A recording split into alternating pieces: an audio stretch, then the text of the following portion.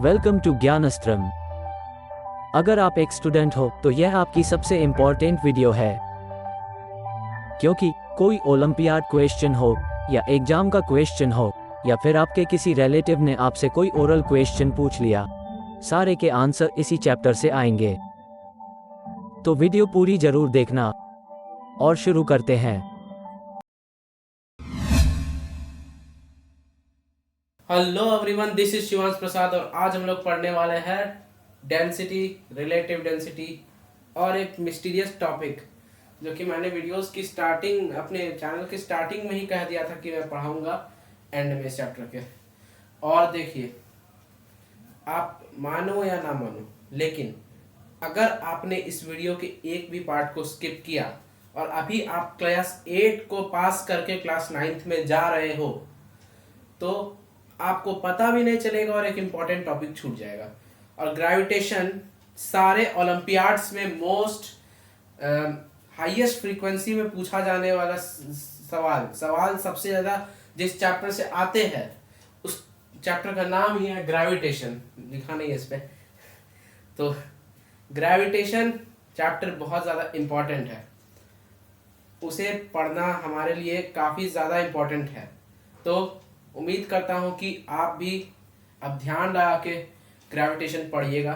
Class 8 में हो, class 9th में आने वाले हो, मतलब पास कर गए हो, स्कूल खुल गया है या फिर 1 तारीख अप्रैल से खुलने वाला है, कुछ भी हो, ये चैप्टर पढ़ लिया अगर तो समझ लो कि कोई भी ओलंपियाड का क्वेश्चन हो या कभी भी ये चैप्टर पढ़ाया जाए, साल भर में ऐसा मैंने पढ़ाने का ट्राई किया है कि अगर ध्यान से पढ़ोगे तो ये टॉपिक नहीं भूलोगे। अब भाई वीडियो स्टार्ट करते हैं, स्किप मत करना, नहीं तो फिर छूट जाएगा ये चैप्टर का, बहुत पता भी नहीं चलेगा और इम्पोर्टेंट टॉपिक छूटने वाला है। तो जल्दी से आगे बढ़ते हैं। तो आज हम लोग पढ़ेंगे डेंसिटी, उसके बाद पढ़ेंगे रिलेटिव डेंसिटी और उसके बाद वो मिस्टीरियस टॉपिक जो बहुत इंपॉर्टेंट तो नहीं है, लेकिन क्लास 11th में, अगर 9th में नहीं पढ़ा तो 11th में पक्का फंसने वाले हो। तो 9th में जान लो, दोस्तों के सामने रौब झाड़ना, ठीक है, बहुत इंपॉर्टेंट टॉपिक है। तो चलिए स्टार्ट करते हैं डेंसिटी से। डेंसिटी क्या है? डेंसिटी क्या है तो चलिए देख लेते हैं क्या लिखा है। The density of an object is defined as the mass per unit volume. क्या बोला इन्होंने, पल्ले नहीं पड़ा। मतलब डेंसिटी जो है मास पर यूनिट वॉल्यूम, मतलब जितने मास पे जितना मास जितने वॉल्यूम में फैला हुआ या बटा हुआ है उसी को उस ऑब्जेक्ट की डेंसिटी कहेंगे। मतलब इससे सबसे इंपॉर्टेंट लाइन इस स्टेटमेंट का है मास पर यूनिट वॉल्यूम। डेंसिटी, जहां डेंसिटी वहां मास पर यूनिट वॉल्यूम। तो आपको बस यही याद रखना है। तो इससे फॉर्मूला डिराइव होगा क्या? डेंसिटी का सिंबल होता है रो। अब भैया रो बोल के रोने मत लगना, RHO, रो। ये ग्रीक या लैटिन वर्ड होगा, मेरे को नहीं मालूम, लेकिन ये वर्ड रो जो है डेंसिटी का सिंबल है। तो इस तरीके से रो लिखा जाता है और डेंसिटी का फॉर्मूला होता है density is equal to mass by volume. Mass को वॉल्यूम से डिवाइड कर दो, डेंसिटी का फॉर्मूला आ जाएगा। तो इसकी एसआई यूनिट क्या होगी? मास की एसआई यूनिट क्या होती है? एसआई यूनिट निकालना सिखा देते हैं। मास की एसआई यूनिट केजी होती है, वॉल्यूम की एसआई यूनिट मीटर पर क्यूब होती है। तो अगर केजी को मीटर पर क्यूब से डिवाइड कर रहे हैं तो इसका क्या होगा? मीटर पर cube, sorry slip of tongue कहते हैं, मीटर क्यूब होती है। तो केजी है गई मास की एसआई यूनिट और वॉल्यूम की हो गई मीटर क्यूब। तो जब एसआई यूनिट ऑफ डेंसिटी देखी जाएगी तो केजी को मीटर क्यूब से डिवाइड करना है, केजी पर मीटर क्यूब। सीजीएस यूनिट, अब भैया आजकल बहुत पॉपुलर हो रहा है, रेफरेंस बुक्स में ये ज्यादा स्टाइल मार रहा है, क्या सीजीएस यूनिट कहने लगा है। सीजीएस यूनिट क्या है? सेंटीमीटर ग्राम सेकंड कहते हैं शायद। तो इसमें हम लोग कन्वर्ट कर देते हैं इसको, इसका ग्राम वाला इसको ग्राम में कर देंगे केजी को और इसको सेंटीमीटर में, ग्राम पर centimetre cube, CGS unit. Okay, तो यहां तक समझ गया, ठीक है। अब बताओ डेंसिटी की खोज किसने की थी? लास्ट वीडियो में मैंने बोला कि आर्किमिडीज प्रिंसिपल, तो नाम में ही है कि आर्किमिडीज ने ही खोजा होगा। जब उसने आर्किमिडीज प्रिंसिपल खोजा तो उसी के पहले या बाद उसने डेंसिटी भी खोजी थी। और भैया वो शहर में चिल्लाते हुए भाग रहा था, क्या? यूरेका, मतलब I have found it. Eureka, क्या बोला मैंने? ओके, खाली जगह पे लिख देते हैं यूरेका, EUREKA, मतलब आई हैव फाउंड इट, मुझे ये मिल गया है। क्या? मैंने खोज लिया है। क्या? डेंसिटी को। ठीक है, मतलब कि उसने जो पानी में उसने ऑब्जर्व किया कि कुछ डालते हैं तो डूब जाता है, कुछ डालते हैं तो तैरने लगता है। क्यों? क्योंकि उसका मास ज्यादा वॉल्यूम में फैला हुआ है, जो तैर रहा है उसका मास ज्यादा वॉल्यूम में फैला हुआ है। क्योंकि वॉल्यूम ज्यादा है तो डिवाइड बड़े डिनोमिनेटर के कारण डेंसिटी उसकी कम हो जा रही है, इनवर्सली प्रोपोर्शनल है। अरे भैया, इनवर्सली प्रोपोर्शनल मतलब क्या सर? मतलब कि वॉल्यूम बढ़ेगा तो डेंसिटी घटेगी, तो डेंसिटी घटेगी। ठीक है, तो डेंसिटी कम होगी तो ऑब्जेक्ट फ्लोट करेगा। ठीक है, कम डेंसिटी, ऑब्जेक्ट फ्लोट करेगा। अब बोलोगे कि तब नीडल का मास बहुत कम होता है, लेकिन फिर भी नीडल फ्लोट नहीं करता है। क्यों? क्योंकि उसका वॉल्यूम भी बहुत कम रहता है। अब तुम देखो, एक मेरे टीचर, जब मेरे को पढ़ाया जा रहा था ये टॉपिक, तो मेरे टीचर ने पढ़ाने के बाद मुझसे पूछा, एक लकड़ी का डंडा है मान के चलो, या लॉग, पेड़ का लॉग है, ठीक है, इस शेप का होता है। जब उसको ऐसे ऐसे डाल देते हैं, पानी पे रख देते हैं तो वो तैरने लगता है, लेकिन जब ऐसे डालते हैं तो वो डूब जाता है। क्यों? उन्होंने मेरे से पूछा। पेड़ का लॉग के मेरे को नहीं पता, मैंने उतना प्रैक्टिकल नहीं देखा, बट डंडे के साथ तो होता ही है। तो ऐसा क्यों होता है? छोटा डंडा के साथ ऐसा क्यों हुआ था? क्योंकि मास तो दोनों में सेम ही होगा, क्योंकि भैया ऐसे करे या ऐसे करे मास सेम है। लेकिन इधर देखिए, इधर इस टाइप से एक जगह पे प्रेशर डिस्ट्रीब्यूट हो गया है ना, इसलिए इधर में क्या है कि नहीं, कम प्रेशर, ज्यादा प्रेशर लगा, इसलिए। ये मैंने अपथ्रस्ट का केस बता दिया आपको। अब डेंसिटी के टर्म्स में इसको देखते हैं। चलिए, मेरे पास है एक स्टील का बार और एक है वुड का बार, या कहिए एक छोटा, हाँ कहिए, सही बोल रहा है। एक स्टील का बार रखिए और एक वुड का बार रखिए। आप देखिएगा कि अगर दोनों सेम साइज के छोटे छोटे हैं तो स्टील का बार डूब जाएगा और वुड का बार तैरने लगेगा। क्यों? क्योंकि वुड का बार का डेंसिटी जो है वो कम है। क्यों? क्योंकि वुड में मास कम है, स्टील में मास ज्यादा है, इसलिए वुड तैर रहा है। ठीक है, आप देखिएगा कि स्टील की जब भी शिप्स बनाई जाती है तो बड़ी शिप बनाई जाती है, या फिर भारी भारी शिप जब भी भारी होती है तो बड़ी रखना पड़ता है। मतलब कार्गो शिप देखिए आपने, कार्गो शिप जो है बहुत ज्यादा भारी होती है, कई हजार टन उसमें होता है भरा हुआ राशन, कुछ भी मटेरियल भरा रहता है, तो वो बहुत ज्यादा भारी होती है, इसलिए उसे मैसिव बनाया जाता है, बहुत बड़ा बनाया जाता है, बहुत ज्यादा दूरों दूर तक जाता है वो। तो ऐसा क्यों है? क्योंकि उसका मास जो है बहुत ज्यादा है, उसमें कई हजार टन रखा हुआ है केजी में सामान, इसलिए इतना ज्यादा मास है। तो उसको कैंसल आउट करने के लिए हमें डेंसिटी को कम करना है, यानी मास को वॉल्यूम से कम होना पड़ेगा। तो वॉल्यूम को बड़ा कर दिया जाता है, इतना बड़ा कि उसकी डेंसिटी पानी की डेंसिटी से कम हो जाए। मैंने, अच्छा एक क्वेश्चन है इसी में, क्या स्टील की डेंसिटी पानी से ज्यादा होती है लेकिन बड़ी बड़ी शिप्स पानी में तैरती है? क्यों? ये सेम रीजन है। आर्किमिडीज ने कहा density of the object, not the density of the substance that from the object is made. मतलब ऑब्जेक्ट जिस सब्सटेंस से बना है उसकी डेंसिटी नहीं देखनी है कि ऑब्जेक्ट फ्लोट करेगा कि सिंक।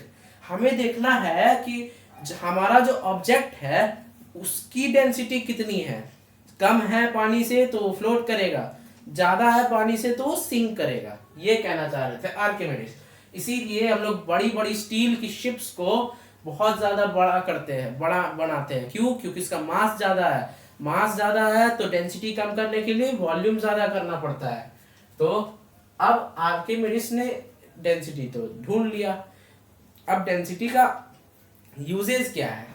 तो डेंसिटी का यूज है सबसे पहला कि आप जो है प्योरिटी निकालना है गोल्ड का, दूध का, पानी का, तो आप उसमें डेंसिटी का यूज करते हैं।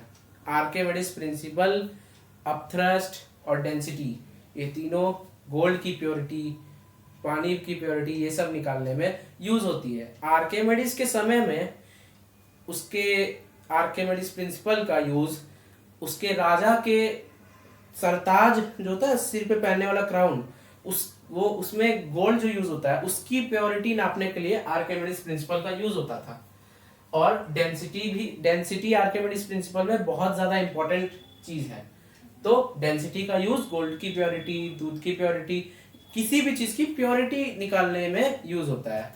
अब आ जाते हैं रिलेटिव डेंसिटी। ठीक है, रिलेटिव डेंसिटी सुनने में बड़ा हार्ड है, लेकिन मान के चलिए, मेरी बात मान लीजिए, अगर अभी ध्यान से सुन लिया तो जीवन में कभी नहीं फंसोगे। तो एक बार मैं ये पढ़ देता हूँ, उसके बाद अपनी भाषा में समझेंगे, Hindi. The relative density of any substance is the ratio, ध्यान दीजिएगा, रेशियो है ये। रेशियो मतलब x/y या फिर x/y। ठीक है, दो चीजों को डिवाइड करने से ही रेशियो निकलता है।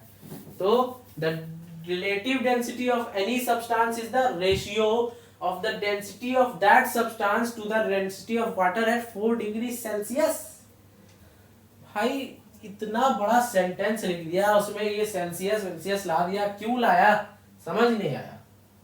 तो इससे पहले कि हम लोग ये टॉपिक पढ़े, हम लोग क्लास 7 में आ जाते हैं, बैक टू क्लास 7। ठीक है, वहां पे कई स्कूल्स में पढ़ाया गया होगा the anomalous behaviour of water. नहीं पढ़ाया गया तो मैं बता देता हूँ। देखिए, पानी बहुत खतरनाक चीज है। ठीक है, देखिए, मैं जब बचपन में था, अभी भी बचपन में ही हूँ, लेकिन जब मैं बहुत छोटा था, 6 क्लास के आसपास का है, टीवी पे एक ऐड देता था। क्या? एक गूगल असिस्टेंट होती है ना, शायद वो गूगल असिस्टेंट या अमेजोन अलेक्सा होगी, उससे एक लड़की पूछती थी कि आइस पानी पे क्यों फ्लोट करता है। उस समय मेरे को पता ही नहीं था कि आइस पानी पे फ्लोट भी करता है। तो मैंने सोचा कि आइस पानी पे सही में फ्लोट करता है, तो मैंने कई वीडियोस देखी, हाँ भाई आइस तो सही में पानी पे फ्लोट कर रहा है। तो अब तो मेरे को भी जानना था, तो वो ऐड मैंने फिर से, मतलब उस समय ना टीवी का आवाज थोड़ा घिचमिच होता था तो समझ नहीं आता उस समय, फिर से मैंने फोन पे सुना उस ऐड को। तो गूगल बोलती है क्योंकि आइस की डेंसिटी पानी से कम होती है। अब तो मेरा सारा फिजिक्स केमिस्ट्री सब चला गया। सोचे है सॉलिड की डेंसिटी लिक्विड से कम कैसे हो सकती है, ज्यादा ना होना चाहिए। तो अब मेरे को दिमाग खराब हो रहा था, लेकिन मैंने इसका जवाब ढूंढने की कोशिश नहीं की। मैं उस समय फालतू बच्चा था, इसका जवाब नहीं ढूंढने की कोशिश की। मैं पहुंच गया क्लास 7 में। वहां मेरी एक, याद नहीं है कौन सा पब्लिकेशन थी, लेकिन बड़ी अच्छी पब्लिकेशन थी। उसकी बुक में एक बॉक्स में, डिड यू नो में, अनामलस एक्सपेंशन या अनामलस बिहेवियर ऑफ वाटर करके एक टॉपिक था। उसमें मैंने पढ़ा, क्या पढ़ा, पानी जो है बहुत अच्छा लिक्विड है, लेकिन ये बदमाशी भी करता है कभी कभी। क्या बदमाशी करता है? हम लोग किसी भी चीज को अगर टेम्परेचर कम करें, ठंडा करने की कोशिश करें, तो उस चीज का मॉलिक्यूल्स जो है एक दूसरे के पास आएगा, वो चीज कॉन्ट्रैक्ट करेगा, साइज छोटा करेगा अपना, है ना। लेकिन पानी में ऐसा नहीं है। मतलब उस पानी का टेम्परेचर अगर ज्यादा है तो उसको कम कर रहा है, कम कर रहा है, कर रहा है, करते करते ला दिए 4 डिग्री सेल्सियस पे। 4 डिग्री सेल्सियस तक तो पानी के मॉलिक्यूल्स छोटे, मतलब एक दूसरे के नजदीक आ रहे थे, पानी कॉन्ट्रैक्ट कर रहा था, पानी के पार्टिकल्स एक दूसरे के पास आ रहे थे 4 डिग्री सेल्सियस तक। लेकिन अब 4 डिग्री सेल्सियस पहुंचते ही पता नहीं क्या होता है, पानी के दिमाग में चढ़ जाता है नशा, बदमाशी करना स्टार्ट। अब उसके पार्टिकल्स एक्सपैंड करेंगे, पूरे दूर जाने लगेंगे, हल्का हल्का स्पेस बना रहे हैं एक दूसरे के बीच में, एक्सपैंड कर रहे हैं। 0 डिग्री सेल्सियस तक ऐसा ही चलता है, टेम्परेचर कम कर रहे हैं लेकिन फिर भी पानी के पार्टिकल्स देख रहे हैं कि एक्सपैंड कर रहा है। 0 डिग्री सेल्सियस तक ऐसा होता है, ये बदमाशी, पानी सुधरता नहीं है 0 डिग्री सेल्सियस तक। फिर उसके बाद वो कॉन्ट्रैक्ट करेगा, फिर वो आइस बन जाएगा। 0 डिग्री मतलब chapter 1 of chemistry transition state कहते हैं 0 डिग्री में। ना पानी सॉलिड रहेगा ना लिक्विड रहेगा, वो ट्रांजिशन कर रहा है अभी। तो 0 डिग्री में वो सॉलिड लिक्विड से सॉलिड में कन्वर्ट हुआ। 4 डिग्री से 0 डिग्री सेल्सियस में पानी एक्सपैंड किया ना, तो वो जो एक्सपैंड किया उसका वॉल्यूम बढ़ गया उस एक्सपेंशन के कारण, इसलिए आइस का डेंसिटी जो है वो पानी से कम हो जाता है, इसलिए आइस फ्लोट करता है। इसको कहते हैं अनॉमलस एक्सपेंशन ऑफ वाटर। तो पानी का डेंसिटी आप कैसे नापे?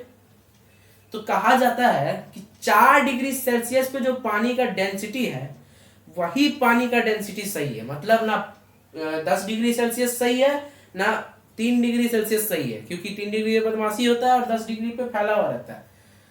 सबसे सही है 4 डिग्री सेल्सियस पे पानी का डेंसिटी, तो इसलिए यहाँ पे 4 डिग्री सेल्सियस है। तो अब हम लोग आ जाते हैं वापस से क्लास 9th में कूद के, ठीक है। अब बताते हैं रिलेटिव डेंसिटी क्या है। रिलेटिव डेंसिटी एक रेशियो है। क्या है? रेशियो। रेशियो मतलब कंपैरिजन हो रहा है दो चीजों के बीच में। अब कैसे हो रहा है comparison? Density of the substance, density of the substance को कंपेयर किया जा रहा है कि वो पानी की डेंसिटी से कितने टाइम्स ज्यादा है या कितने टाइम्स कम है। मतलब इससे एक फॉर्मूला आ रहा है, पानी की डेंसिटी से कंपेयर करने पे एक फॉर्मूला आ रहा है, लेकिन पानी की कौन सी डेंसिटी? 4 डिग्री सेल्सियस वाली डेंसिटी। तो क्या फॉर्मूला आ रहा है कि रिलेटिव डेंसिटी, यहां मैंने आरडी लिख दिया है, ठीक है। आरडी शर्मा मत समझ लेना, आरडी मतलब रिलेटिव डेंसिटी। तो रिलेटिव डेंसिटी मतलब density of the substance, density of the substance divided by density of water at 4 degree Celsius, ठीक है। समझ गए? आगे नहीं बढ़ेंगे, वापस से देखते हैं। मतलब रेशियो है, कंपेयर कर रहा है क्या डेंसिटी ऑफ द सब्सटेंस कितने टाइम्स ज्यादा है या कम है, क्या किससे? Density of water at 4 degree Celsius से। डिवाइड किए डेंसिटी ऑफ द सब्सटेंस को density of water at 4 degree Celsius से, तो रिलेटिव डेंसिटी आया, ठीक है। और क्या है? ये बच गया ना एसआई यूनिट। देख लेते हैं क्या है SI unit. No SI unit है, नो एसआई यूनिट क्यों? अरे भैया रेशियो है, ये एक रेशियो है। अगर रेशियोज की भी एसआई यूनिट होने लगी तो फिर क्या बात हो गई? कंपैरिजन। हम लोग कंपैरिजन कर रहे हैं दो चीजों के बीच में कि वो कितने टाइम ज्यादा है। दो चीजों को डिवाइड करेंगे तो उसकी एसआई यूनिट नहीं होगी। तो डेंसिटी की एसआई यूनिट होती है केजी पर मीटर क्यूब। रिलेटिव डेंसिटी की एसआई यूनिट होती है कुछ नहीं, रिलेटिव डेंसिटी की एसआई यूनिट नहीं होती है, ठीक है। यहां तक समझ गए? तो अब हम लोग रिलेटिव डेंसिटी से एक चीज पढ़ लेते हैं। क्या? चलो देख लेते हैं। ओके, वीडियो के एक भी पार्ट को स्किप मत करना, बहुत इंपॉर्टेंट टॉपिक है, ठीक है। ये हाँ, जो भी मैंने, थोड़ा सा वीडियो को पीछे करो, जो भी मैंने बोर्ड पे लिखा था वो नोट करो, ठीक है। और ये भी नोट कर लो, मैं हार जाता हूँ 1 सेकंड के लिए, ठीक है। अब इसको भी मिटा देते हैं। तो अब देखो, रिलेटिव डेंसिटी से एक रिलेटेड फॉर्मूला हमने निकाला। क्या? चलो देखते हैं। रिलेटिव डेंसिटी ऐसे लिख दिए आरडी, ठीक है। अब डेंसिटी ऑफ द सब्सटेंस था, तो डेंसिटी, अब मेरा आलस हमको आता बहुत है इसलिए ऑफ द सब्सटेंस की जगह एस लिख दिए नीचे, ठीक है। समझ लेना, डेंसिटी ऑफ द सब्सटेंस को हमने रो एस लिखा है, ठीक है। ऐसा नहीं कि डेंसिटी को स्पीड से मल्टीप्लाई कर रहे हैं, ऐसा नहीं है।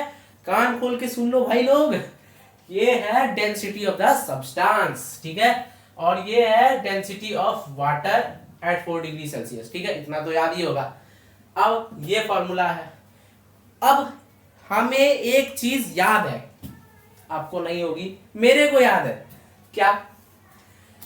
लिख लेते हैं पहले, हमें क्या याद है। we know that the density of water at 4 degree C is, जो बच्चे इस क्वेश्चन का आंसर दिए उन्हें मेरे तरफ से हॉट मिलेगा। ठीक है, तो चलो आंसर दो। आंसर है 1000 kg पर मीटर क्यूब। सो हमें एक चीज तो पता है, क्या? Density of water at 4 degree C is 1000 kg per metre cube. मतलब इसकी वैल्यू हमें पता है, तो बैठा देते हैं जल्दी से।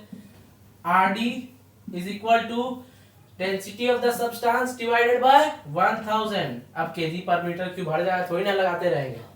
ठीक है, अब हमें अगर यही नहीं पता है, हमें डेंसिटी ऑफ द सब्सटेंस नहीं पता है बट रिलेटिव डेंसिटी पता है, तो हम डेंसिटी ऑफ द सब्सटेंस इससे निकाल देंगे। क्या करेंगे?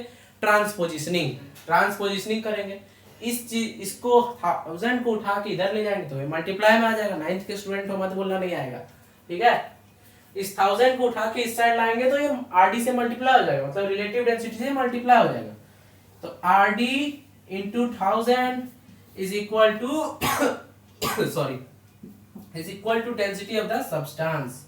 डेंसिटी ऑफ द सब्सटेंस है ये, भूलना मत कभी, नहीं तो बहुत दिक्कत हो जाएगा। ठीक है, ये एक मेन फॉर्मूला है जो हमें यूज करते हैं ज्यादातर, क्योंकि डेंसिटी, रिलेटिव डेंसिटी का एक एप्लीकेशन है। अगर हमें रिलेटिव डेंसिटी मालूम है, डेंसिटी ऑफ वाटर मालूम है, तो डेंसिटी ऑफ सब्सटेंस भी मालूम कर सकते हैं।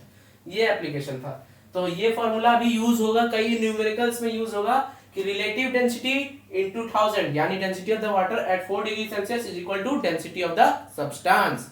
नोट करो। ठीक है, इतना नोट कर लिया। अब जल्दी से एक और चीज बता देते हैं। क्या?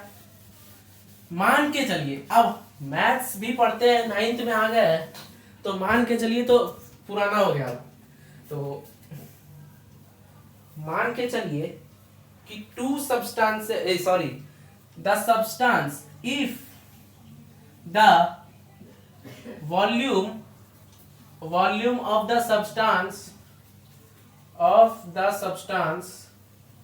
मेरे साथ ये सब चीज का नोट्स बनाइएगा। ठीक है, साल में पूरे साल काम आएगा, बोल रहा है। तो अब इसको देखिए, if the volume of the substance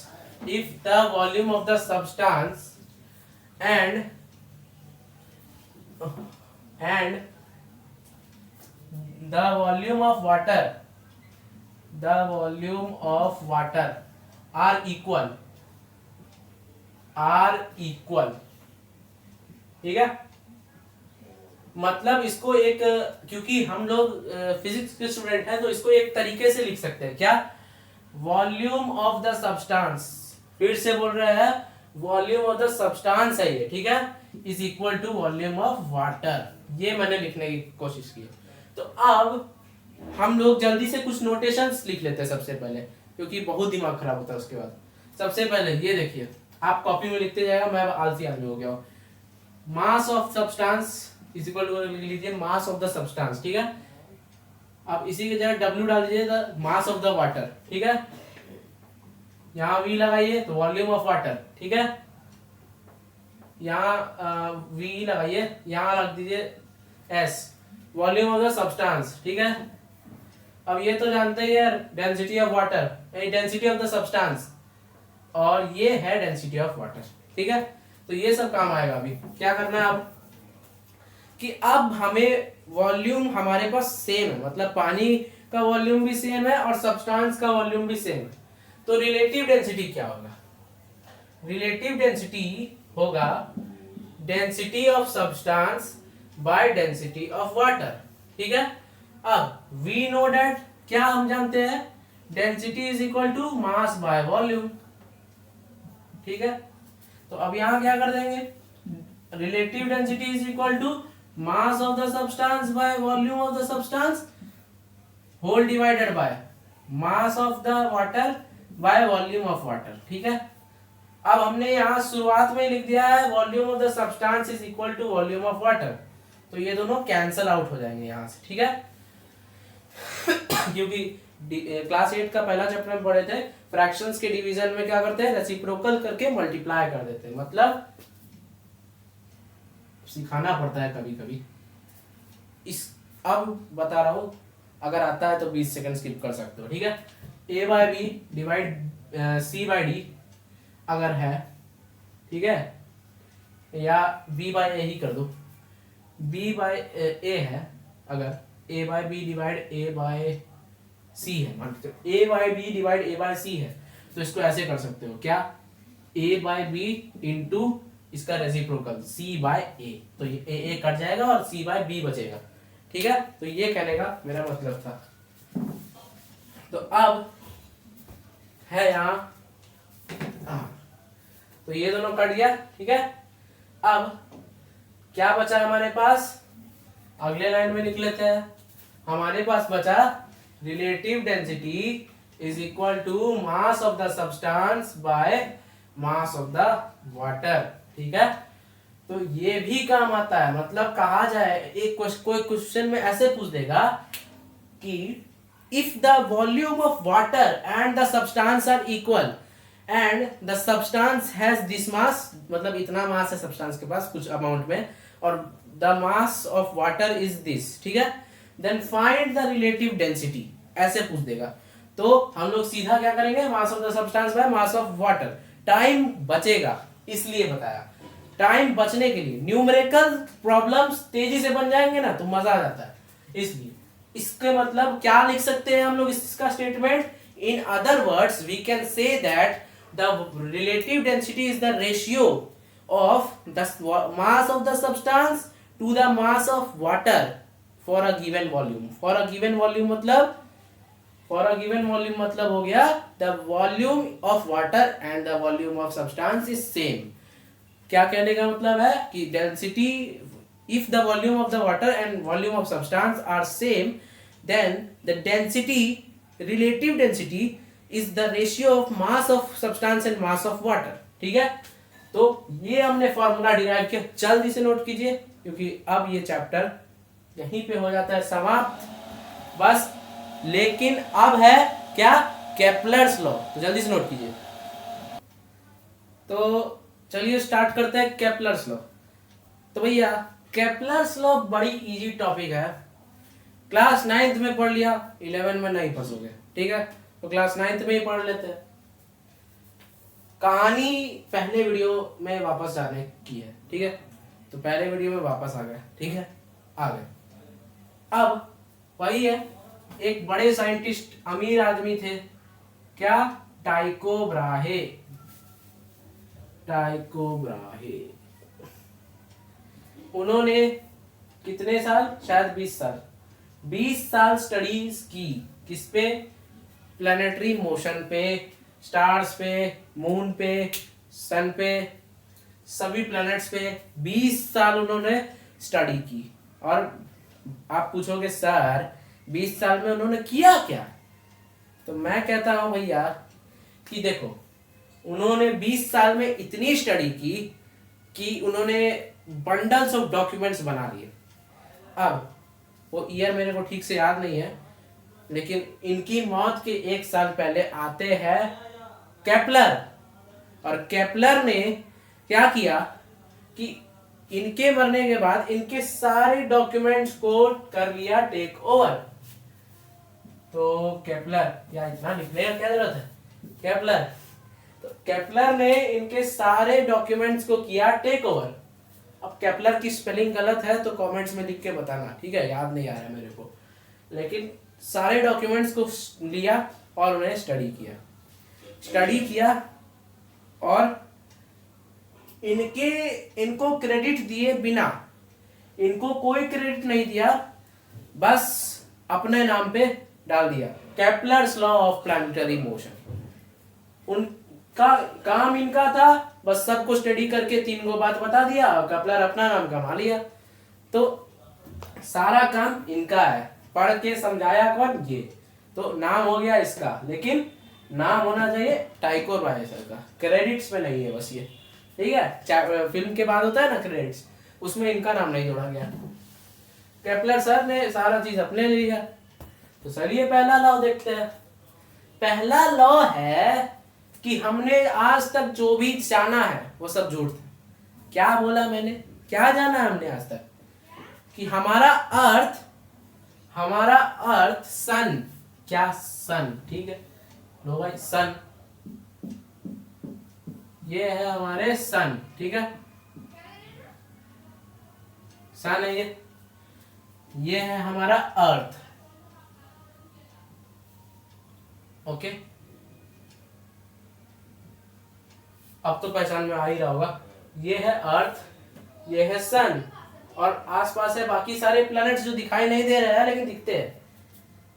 और ये अर्थ जो है एक गोल ऑर्बिट, सर्कुलर ऑर्बिट में सन के अराउंड रिवॉल्व करता है, ठीक है, लेकिन ये झूठ है। Orbit of the planets is elliptical. Elliptical मतलब हल्का सा अंडाकार मान के चलिए, एलिप्स में है, ठीक है, लाइन में उतना मत जानिए, लेकिन हल्का सा अंडाकार, गोल नहीं है ऑर्बिट, ऐसे ऐसे नहीं है, ऐसे एकदम एलिप्स में आ रहा है, ठीक है, एलिप्टिकल ऑर्बिट है, बस इतना जानना है। अब एलिप्टिकल ऑर्बिट है तो क्या हो गया उससे, एलिप्टिकल ऑर्बिट है तो उसमें एक एलिप्स ले लेते हैं जल्दी से। पेन चलना बंद हो गया। ओके, एलिप्स ले लेते हैं, ये एक एलिप्स है मान के चलिए, मतलब एक एलिप्टिकल ऑर्बिट है। इसी टाइप के ऑर्बिट में अर्थ रिवॉल्व करता है। एक सर्कुलर ऑर्बिट में एक फोकस होता है, ये मान के लिए मिड पॉइंट है, तो ये एक फोकस है जिसके चारों ओर चीज घूम रही है। मतलब मैंने कोई चीज घुमाई, ये मेरा हाथ फोकस हो गया, और मैंने ऐसे ऐसे करके अगर घुमाई तो जो ऑब्जेक्ट घूम रहा है वो सर्कुलर ऑर्बिट में है और वो एक फोकस से घूम रहा है। लेकिन एलिप्टिकल ऑर्बिट में दो फोकस होते हैं, दो जगह फोकस होते हैं, ठीक है। अब हमारा अर्थ जो है वो सन के अराउंड रिवॉल्व करता है, तो एक साइड सन होता है और दूसरे साइड कोई नहीं होता है, तो हमारे अर्थ का फोकस है सन, सन एज द फोकस, ये है हमारा अर्थ, ठीक है। अब ये यहां पे देखिए इसका डिस्टेंस कम हो गया, ऐसे से कम है, यहां आ गया अगर अर्थ तो डिस्टेंस हो गया ज्यादा, तो ये दिक्कत जो होती है इसी से, मतलब ये चीज जो है ना, इसी कारण हमें सीजन्स मिलते हैं। सन दूर जाता है, सन से अर्थ दूर जाता है तो विंटर्स आ जाते हैं, अर्थ नजदीक पहुंचता है तो समर्स रहते हैं। तो पूछिएगा सर तो इससे और क्या मिलता है, अर्थ की स्पीड भी चेंज होती है। स्पीड चेंज होती है मतलब अर्थ जो है वो यहाँ पे धीरे रिवॉल्व करेगा, यहाँ पे तेजी रिवॉल्व करेगा। मेरे दोस्त इसको कहते हैं कि अर्थ पगलाने लगता है, लेकिन ये क्योंकि सेम ट्रैजेक्टरी मेंटेन करने के लिए कर रहा है, इसलिए मतलब सेम अमाउंट ऑफ टाइम में अलग अलग डिस्टेंस को ट्रेवल करना, ठीक है, समझ गए। अब देखते हैं आगे क्या है इसका पहला लॉ। पहला लॉ है केपलर का कि the orbit of a planet, the orbit of a planet is ellipse या एलिप्टिकल, ठीक है, एलिप्टिकल। मैंने अर्थ का एग्जांपल दिया, आप सारे प्लैनेट्स का दो, मैं नहीं कह रहा सिर्फ earth. And sun is the focus, ठीक है, सन ही सभी प्लैनेट्स के एलिप्टिकल ऑर्बिट में फोकस है। तो पहला नियम है केपलर का कि सारे प्लैनेट्स का ऑर्बिट जो है वो सर्कुलर नहीं है, एलिप्टिकल है और फोकस में है सन, ठीक है, समझ गए केपलर।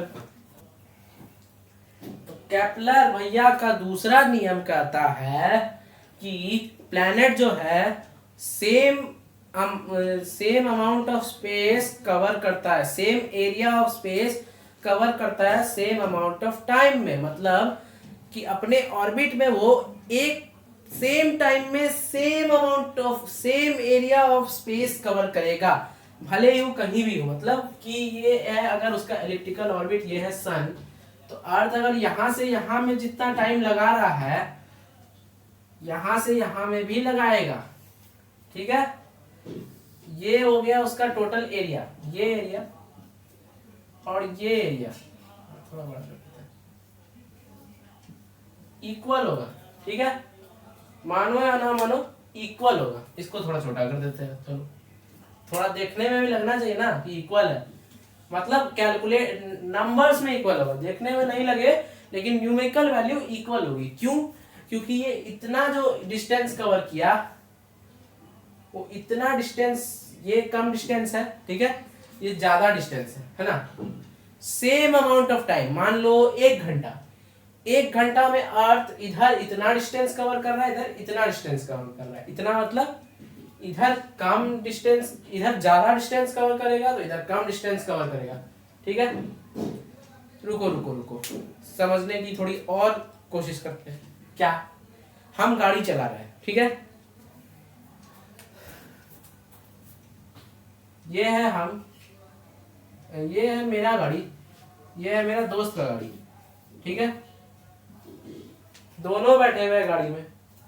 अब मेरे रास्ते में, हम, मेरा ये रास्ता है, उसमें यहाँ पे है एक ऐसे कुछ करके कुछ बना हुआ है, तो रास्ता कुछ ऐसे है और फिर ऐसे है, ठीक है, और मेरा दोस्त का रास्ता एकदम स्ट्रेट है। तो मेरा दोस्त अगर धीरे भी चला है और हम दोनों को पहुंचना है कितना देर में, हम लोग को पहुंचना है 10 मिनट में, और रास्ता भी 10 मिनट का ही है। तो मेरा दोस्त अगर धीरे धीरे भी चला है तो 10 मिनट में पहुंच जाएगा, लेकिन मुझे क्योंकि लंबा रास्ता तय करना पड़ा, टोटल डिस्प्लेसमेंट नहीं, टोटल डिस्टेंस मेरा लंबा होगा, इसलिए मेरे को अपनी स्पीड बढ़ानी पड़ेगी, स्पीड मेरे को अपनी बढ़ानी पड़ेगी। उसी तरह यहाँ पे अर्थ तेज चलेगा, यहाँ अर्थ धीरे चलेगा, मतलब 1 घंटे में यहाँ कम डिस्टेंस ट्रेवल करेगा और यहाँ ज्यादा, ठीक है। ज्यादा डिटेल में मत जाइए, लेकिन इतना मतलब ओवरव्यू आपको मालूम होना चाहिए, ठीक है। अब है क्या, the planet in its orbit, the planet in its orbit covers the same area of space, in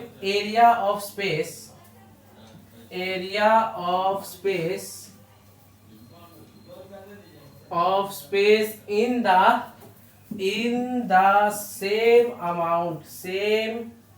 amount of time।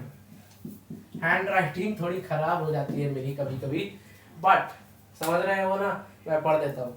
The planet in its orbit, अपने ऑर्बिट में ग्रह कवर करता है सेम अमाउंट ऑफ टाइम में same area of space को, मतलब एक ही same time में दोनों सेम टोटल एरिया की बात कर रहे हैं, एरिया सेम होगी, मतलब टोटल एरिया कवर्ड सेम होगा, ठीक है। कैसे, वो मैं यहाँ दोबारा दिखा देता हूँ। ये अगर हमारा सन, तो इधर का ये एरिया और इधर का ये एरिया दोनों सेम होगा, ठीक है, समझ रहे हो। तो अब आगे बढ़ते हैं, तीसरे लॉ पे जाते हैं।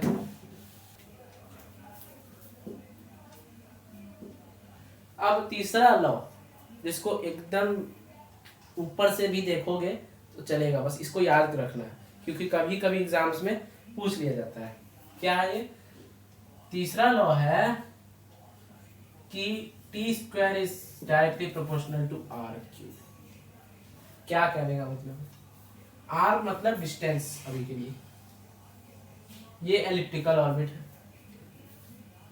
ये है सन, ये है अर्थ, ठीक है, ठीक है, ये है सन, ये है अर्थ। अर्थ को अपना ऑर्बिट कवर करने में जितना टाइम लगा उसका स्क्वायर, टाइम का स्क्वायर, ठीक है, से डायरेक्टली प्रोपोर्शनल होगा क्या, डिस्टेंस, मीन डिस्टेंस, जो उसका डिस्टेंस है, सबसे शॉर्टेस्ट डिस्टेंस है सन और अर्थ के बीच का, उसके क्यूब से, मतलब एक सेकंड थोड़ा सा जगह बना ही लेते हैं। ओके, तो तीसरा नियम है कि the square of the time period of a planet, sorry वहां पे मैंने इक्वल टू दे दिया था ना, थोड़ा दिमाग मेरा हिल रहा है। ओके ये डायरेक्टली प्रोपोर्शनल कहना चाह रहा था, इक्वल बोल दिया गलती से। टाइम पीरियड के डायरेक्टली प्रोपोर्शनल है, इक्वल नहीं है, वो इक्वल कभी नहीं होगा लेकिन प्रोपोर्शनल है। मतलब ये बढ़ेगा, टाइम बढ़ेगा तो फिर डिस्टेंस भी बढ़ जाएगा, इसलिए टाइम बढ़ा, ये कहना चाह रहा है ये नियम। The square of the time period, the square of the time period of a planet is directly proportional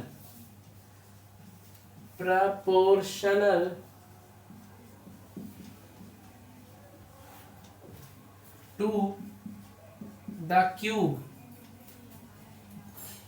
cube of the mean distance मतलब सबसे कम डिस्टेंस, जो मेनली उनका नॉर्मल डिस्टेंस जो है, ये है, अगर ये है सन, ये है अर्थ, इस डिस्टेंस की बात होगी। Mean distance between the planet and the sun. Okay, the square of the time period of a planet is directly proportional to the cube of the mean distance of the planet, mean distance between the planet and the sun। मतलब time जितना लगा planet को revolve करने के उसके orbit में, वो directly proportional होगा सन के डिस्टेंस, सन और उस प्लैनेट के बीच के डिस्टेंस से, के क्यूब से। ठीक है, square is proportional, T square is proportional to R cube, R मतलब डिस्टेंस। ठीक है, ये 3 मार्क्स का क्वेश्चन था, कपलर्स लॉ बता दिया, 11 में भी काम आएगा, तो हो सकता है कि यूजेस पढ़े। अब हम लोग चैप्टर सीबीएसई 9th CBSE के हिसाब से कर दिए हैं चैप्टर खत्म, तो चैप्टर तो हो गया है कंप्लीट। ठीक है, तो भाई चैप्टर तो हो गया खत्म। नेक्स्ट वीडियोस से हम लोग पढ़ेंगे एनसीईआरटी के ही कुछ क्वेश्चंस को डिस्कस करेंगे। सेपरेट वीडियो में आएगी पास्कल्स लॉ, और हो सकता है एनसीईआरटी कुछ क्वेश्चंस छूट भी जाए, लेकिन most of the questions will be discussed here. तब तक के लिए चैनल को सब्सक्राइब करो, छोटा सा लाल वाला बटन है उसको दाबो, वीडियो लाइक करो, बेल आइकन प्रेस कर दो, क्योंकि अब क्लास एक स्पेशल अनाउंसमेंट भी है कि क्लास 9th के अलावा अब क्लास 10th भी पढ़ाया जाएगा। और अब मेरे को कमेंट में बताओ कि मैथ्स पढ़ोगे या हिस्ट्री पढ़ोगे, ठीक है, या फिजिक्स ही कंटिन्यू करे कोई और चैप्टर क्लास 9th वालों। बाकी 10th को तो अभी मैथ्स से स्टार्ट करते हैं, फिर देखते हैं क्या पढ़ाना है। ठीक है, और चैनल सब्सक्राइब जरूर कर देना। ठीक है, बहुत एफर्ट लगता है वीडियो बनाने में। तब तक के लिए बाय। ज्ञान का अस्त्र ज्ञानस्त्रम चैनल को जल्दी सब्सक्राइब कर दीजिए, फायदा आपका ही है।